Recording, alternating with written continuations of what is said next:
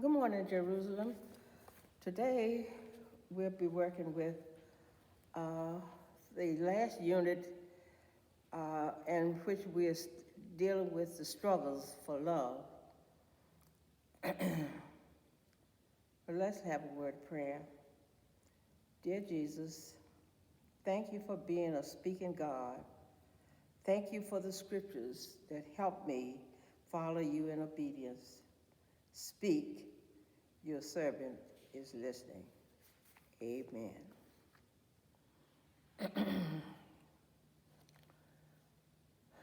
As I said earlier, today's lesson we are dealing with dealing with the last unit, which deals with the struggles for love. And uh, this first unit in our unit this time was dealing with basically Joseph. And many of you have heard the story of Joseph all down through the years.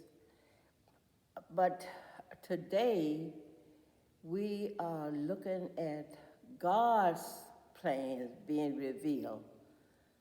Here, a plan of forgiveness, or rather, a plan of reconciliation. Our title today of today's lesson is God's Plan Revealed. And first, we want to go through our aim for change. Our aim for change first, we are going to how understand how Joseph viewed his past mistreatment at the hand of his brother. Now remember I said understand how Joseph viewed his past mistreatment at the hand of his brothers. Next, we are going to recognize how God is at work in difficult circumstances. And last but not least, we are going to respond to the mistreatment, not with vengeance, but with creative, transforming initiative. First, I want to, now that we have here our first objective, first verb here, imperative, to tell us to understand how Joseph viewed his past mistreatment at the hands of his brothers. All right. Now, I'm going to read our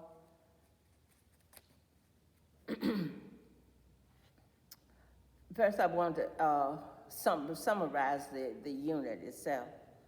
Both sessions here, well, especially in the last two lessons, last Sunday's lesson and today's lesson, it shows, here we show Joseph's brothers coming to Egypt and reveal how love and reconciliation can prevail in spite of harsh and negative circumstances. Here we're going to see the hatefulness of brothers toward another brother. At first when I looked at this story, you first get the idea of sibling rivalry. But then as you go along and you see that these brothers, this is more than just sibling rivalry. It's just nothing like you've ever seen before. And just to think to what extent would brothers treat another brother, even another human being? Well, this lesson today, we're going to see exactly how sometimes when people do things for evil, God shows us a way and to bring about the good in the end. Our in focus lessons goes here, deals with this young man, and he, his mother has passed, and he did show up for his mother's funeral. But but we're going to see here, we're going to see something but love in this story. As Melvin sat at his mother's funeral, he couldn't believe she was gone. He deliberately did not sit on the front row with the rest of the family. Many of his relatives were treating him like an outsider, like he had no right to mourn. He hadn't come to visit after learning the cancer had spread. He didn't want his mother's last to memory of him to be as a drug addict. Other relatives and friends had long abandoned him. Mama had known for years that he abused drugs, but she always held out hope. Son, I'm praying for you, she would say, and I know that the Lord can hear me. Melvin felt he had let his mother down for not getting clean before she passed. Melvin began to cry. Never before had he felt so afraid, alone, and unloved. Then he felt a firm hand on his shoulder. He looked up and saw his younger sister. Big brother, I've missed you. I'm so glad you came, she whispered. Finally, Melvin looked over his left shoulder. It was the first time he had ever seen his father cry. Welcome home, son. Welcome home. The love he felt from his family made Melvin determined to get help immediately. Here in the story, a mother's love never faltered. The mother's love, even though he felt that, he drowned himself in sorrows and self-pity, the mother never lost hope. The mother knew within herself, she was a God, we can see that she was a God-fearing mother. The mothers, no matter what you do, a mother is nothing like a mother's love. And that, you might not, you yourself do not feel it, but somewhere down the road, you will actually accept the idea that really my people do love me.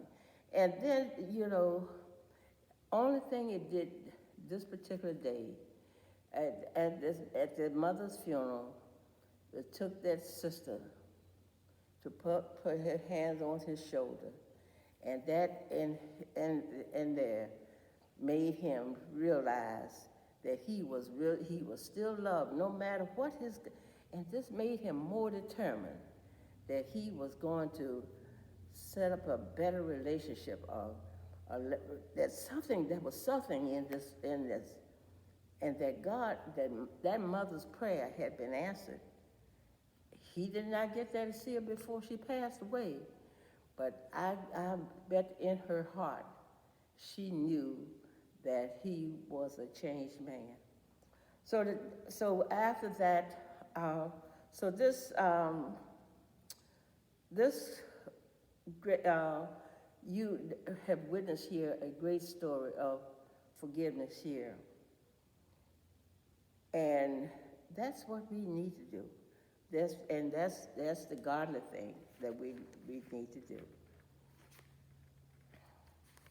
Before we get into the lesson, the scriptures itself, today's lesson is taken from Genesis 45th chapter, verses 1 through 15. However, I'm going to give you some information about Joseph and some background information about Joseph. Joseph was one of Israel's 12 sons. Joseph was his favorite. And it was natural that Joseph, he was Israel's 11th son, and it was the first son of his wife, Rachel. And Rachel was his favorite wife. So naturally, being the son of his favorite wife, this was his favorite son. Uh, uh, this designation by his father and Joseph's God-given ability to prophesy caused Joseph's older brothers to hate him. They just could not stand him. Uh, as you know, they were out in the fields, and they came home, and you know how kids be outside playing and carrying on. But Joseph was all about business, you know. And he didn't think anything about it, you know. He just went to his father and told him, you know, what was going to happen, you know. Uh, he was able to prophesy, and at all times, you know, he had or was a person who honored God. Uh, Joseph honored God in no matter in whatever situation, whether it was suffering or success. He honored the one and true living God. The story, at one point, you know that the dad made this beautiful coat, and the boys, the brothers, took the coat away from him, and they sold the coat, and then they took the brother and decided that they're going to put him in this pit or cistern, as they call it. And just so happened, you know, naturally, if they put him in the pit, that well, it was at this particular time, the pit was dry. So, you know, so that means that he would become dehydrated and he would die. But then another brother decided that no, let's sell him. So then they sold him. They sold him as he was sold as a slave. He was sold to the Israelites. And then after he was sold to the Israelites, you know, then he went into Egypt. Then when he got there in Pharaoh's house, well, he was put in charge of a lot of things. You know, he was put in charge. And then Potiphar's wife tried to tempt him, but because Joseph wanted to honor his master, he would not yield. Although God had given him the ability to interpret dreams, Joseph always gave God credit for being able to do so. Even when he was before Pharaoh, he honored God. When when asked to interpret Pharaoh's dream, Joseph boldly told Pharaoh that would be a specific number of years of plenty and famine would surely follow. And so all of these different hardships, Joseph still came out on top. You know, he was put in prison because Potiphar had lied to Pharaoh, saying that he had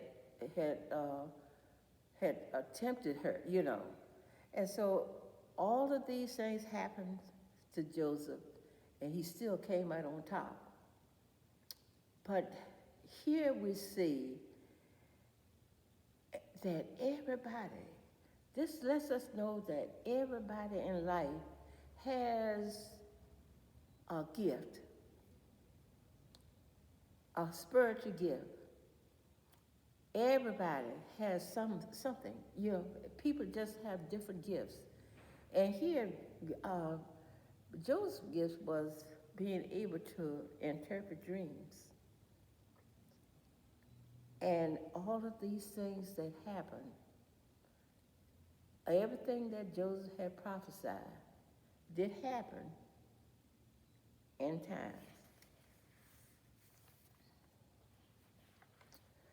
Now I will read over the scriptures taken from Genesis 45, verses 1, beginning at verse 1, and go down to verse 15. Then Joseph could not refrain himself before all them that stood by him. And he cried, cause every man to go out from me. And there stood no man with him while Joseph made himself known unto his brothers. And he wept aloud. And the Egyptians and the house of Pharaoh heard. And Joseph said unto his brethren, I am Joseph. Does my father yet live? And his brethren could not answer him, for they were troubled at his presence. And Joseph said unto his brethren, Come near to me, I pray you. And they came near. And he said, I am Joseph, your brother, whom ye sold into Egypt. Now remind you that at the beginning, Joseph was speaking in Egyptian. He was speaking in Egyptians. And so then once he realized, they didn't even know him. Now mind you, it had been 22 years since they had first sold Joseph to the Israelites. Had been 22 years. The brothers didn't even know, because they told the father that he had died. You know, they lied and told that he had died. Now therefore, be not grieved, nor angry with yourselves, that ye sold me hither. For God did send me before you to preserve life. For these two years has the famine been in the land, and yet there are 5 years in which there shall neither be earing nor harvest. And God sent me before you to preserve you a posterity in the earth, and to save your lives by great deliverance. And so now it was not you that sent me hither, but God. Everything, Joseph put his whole trust in God. God, in every angle, it was in God. It was God. That was God doing. You know, it wasn't nobody. It was the sovereign God, and He lets you know that it was God. And so now it was not that He sent me hither, but God, and He has made me a father to Pharaoh, and lord of all his house, and a ruler throughout all the land of Egypt. Haste ye, and go up to my father, and say unto him, Thus says thy son Joseph, God has made me Lord of all Egypt. Come down unto me, tarry not, and thou shalt dwell in the land of Goshen, and thou shalt be near unto me, thou and thy children, and thy children's children, and thy flocks, and thy herds, and all that thou hast. And there will I nurse thee. For yet there are 5 years of famine, lest thou and thy household and all that hast come to poverty. And behold, your eyes see, and the eyes of my brother Benjamin, that is in my mouth, that speaketh unto you.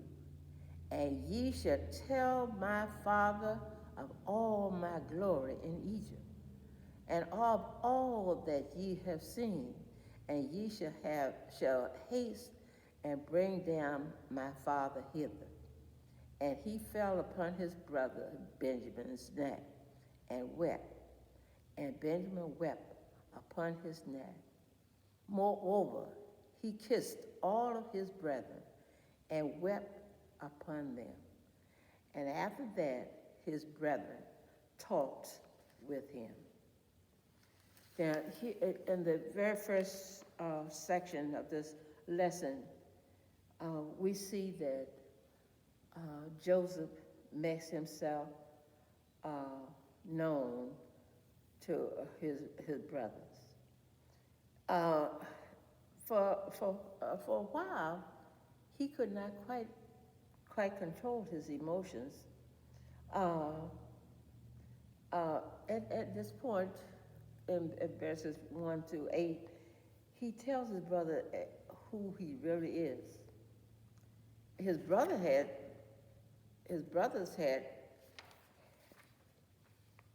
had known him by his Egyptian name, but at this point, in order to really make himself known, now he tells them that he's Joseph, and now he speaks to them in Hebrew, and so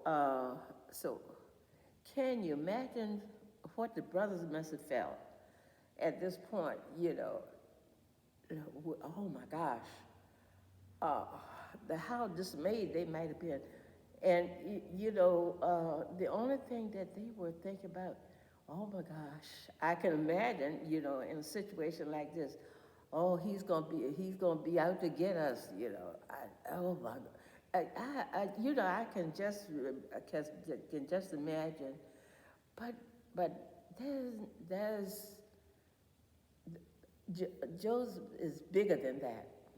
I mean, he's bigger than that, and he relied on God. He knew everything was going to, because all that Joseph had gone through, and every time he was thrown in prison, the woman had accused him of what we know today as sexual harassment, and all these things, and every time he came out on top.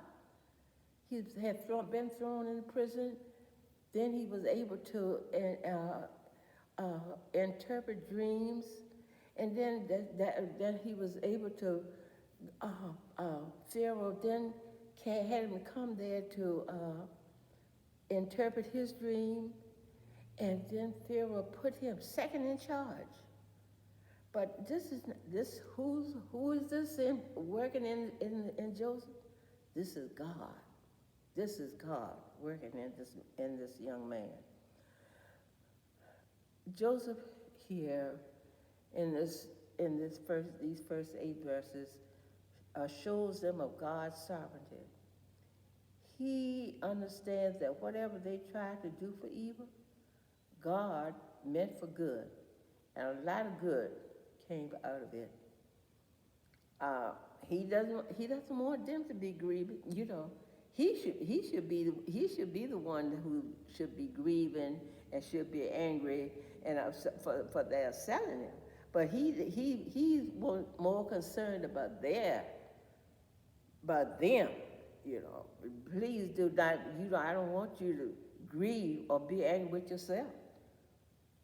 Because in a sense here, his attitude was, I forgive you. He had this attitude of reconciliation, but bring about a relationship. I mean, he knew that there was a sovereign God, and that God don't hold a person responsible for your sins.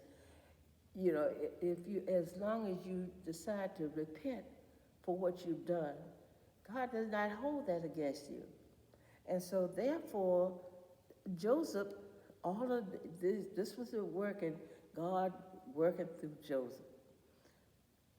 Then, then you find that here, finally, they came to realize that here we have a family reunited, and this family has been reunited, and to show that Joseph did not have any hard feelings toward his brothers, he began, first of all, he kissed his younger brother, and then followed through. Then he did the same thing with his all of the other brothers, and uh, well, Joseph's relationship with Benjamin was especially emotional because, as you know, Benjamin was the only full brother. That was his only full brothers. The other brothers, uh, uh, the other brothers were his half brothers, and so that was just the two of them. And of course, both of these boys were Rachel was their mother. And again, told you that Rachel was Israel's favorite wife, and so of course they began to hug and they wept, and everyone at this point, most of the time, Joseph did most of the talking, and then we come down to this part once after they and his brothers realized that he wasn't holding a grudge against them. You know, it was all forgiven, and here. Uh,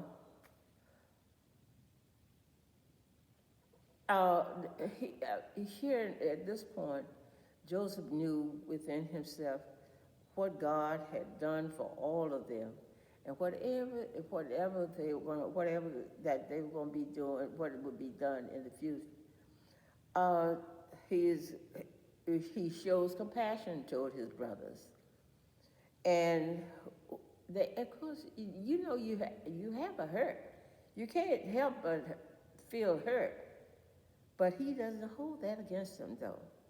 He does not hold that. He doesn't let his past experiences defeat the purpose of all that the Lord has. And at every angle, you see that the Lord is working in Joseph. You know, and this is our relationship. That's the type of relationship we need to have. And we are supposed to love our enemies. We can't go around holding grudges, because, you know, when we hold grudges, it makes you so miserable.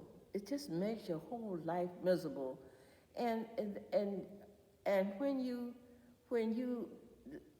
don't forget, but you do forgive. You don't. Those times sometimes when people mistreat you, you don't forget it, but you do learn how to forgive.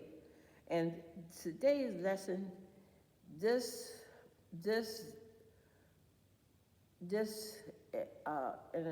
lesson, it is so in tune with the times that we are living in that I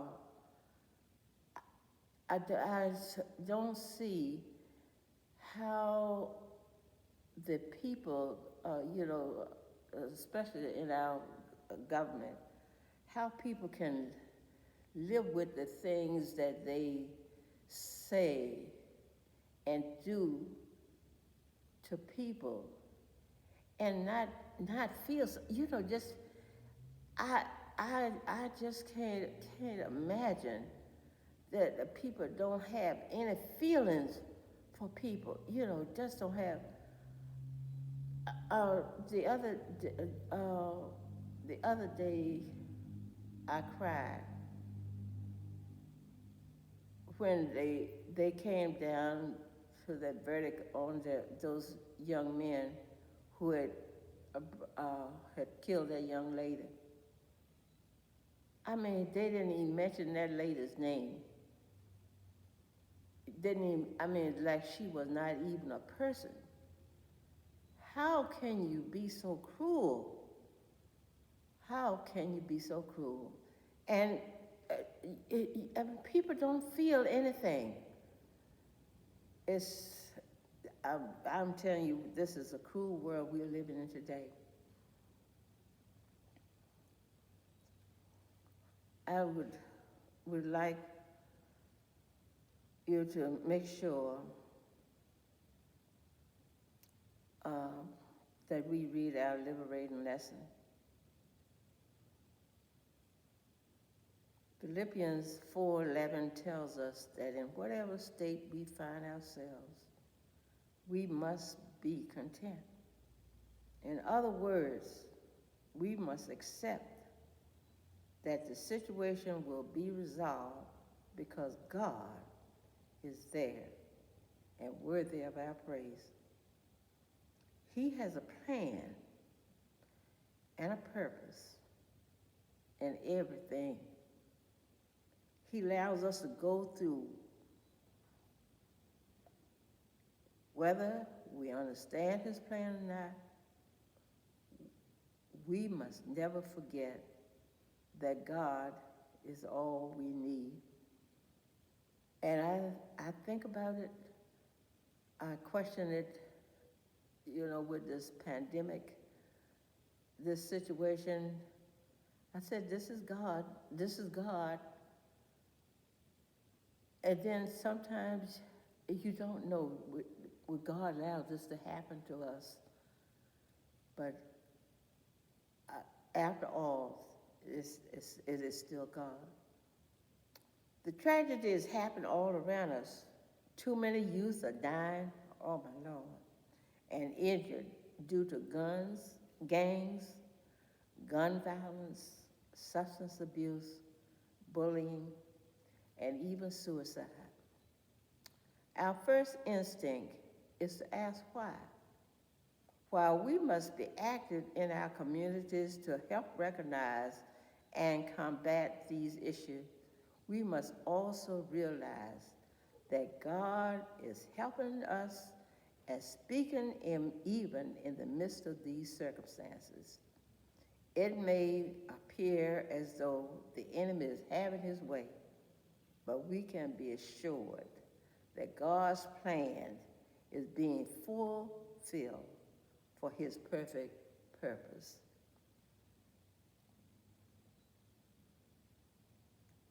That concludes our day's lesson. I hope that we have gotten something. We could spend hours on end going through this. It was a lot in this lesson, but I had to condense it so that we can complete it within the 30 minutes. And I hope you have gotten a beautiful message out there, a message of love and forgiveness, God's way. Thank you.